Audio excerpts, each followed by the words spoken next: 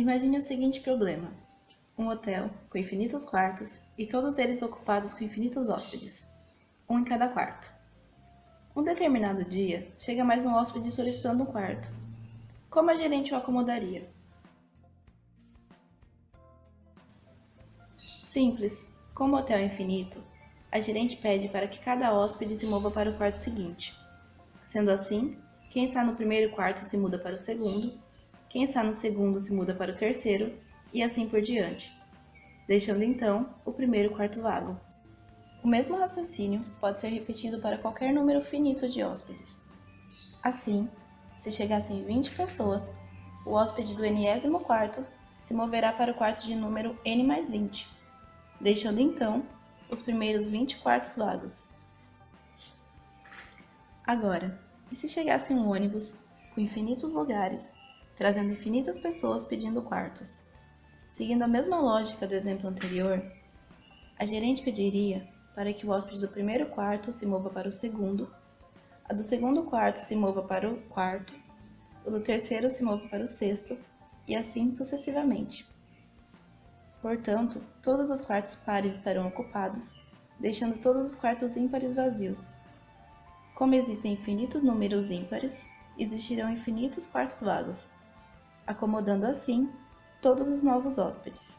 Nesse contexto, se chegassem 2 ônibus com infinitos lugares, trazendo infinitas pessoas em cada um deles, para disponibilizar quarto para todos os novos clientes, a pessoa do primeiro quarto iria para o terceiro, a pessoa do segundo quarto iria para o sexto, e a do n°º quarto para o quarto de número 3n. Sendo assim, a cada 3 quartos, 2 estarão livres e 1 estará ocupado.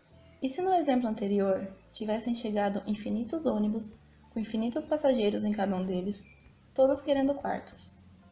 A gerente, sabendo que existem infinitos números primos e as potências desses números são únicas, pode alocar os hóspedes da seguinte maneira: os hóspedes que já estão no hotel se mudarão para os quartos de número 2 elevado a n. Os do primeiro ônibus para o quarto de número 3 elevado a n, e assim por diante.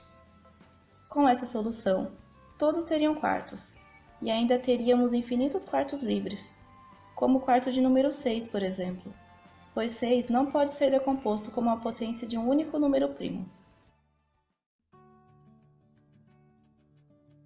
Este problema foi apresentado por Hilbert em 1925, porém o conceito de infinito é estudado desde o século VI a.C.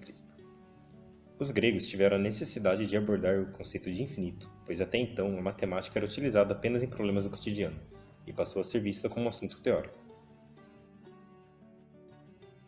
Pitágoras, Platão e Parmênides reconheciam o infinito como algo irracional e inacessível. Já Aristóteles negava a ideia de infinito por completo. Ele admitia a ideia de infinito potencial como os conjuntos numéricos. Por exemplo, dando um certo número n, podemos sempre encontrar um número maior que ele, mas não conseguimos conceber o conceito de infinitos números.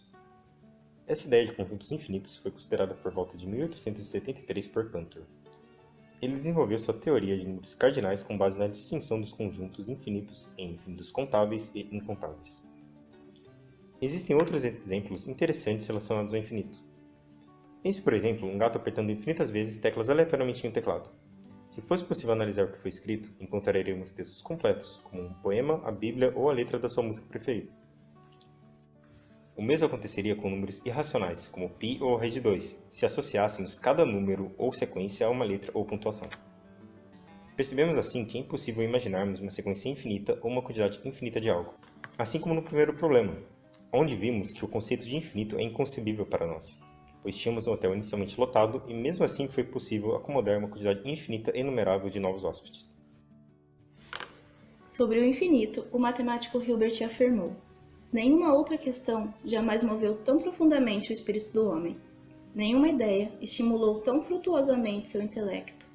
Ainda assim, nenhum conceito permanece tão necessitado de esclarecimento.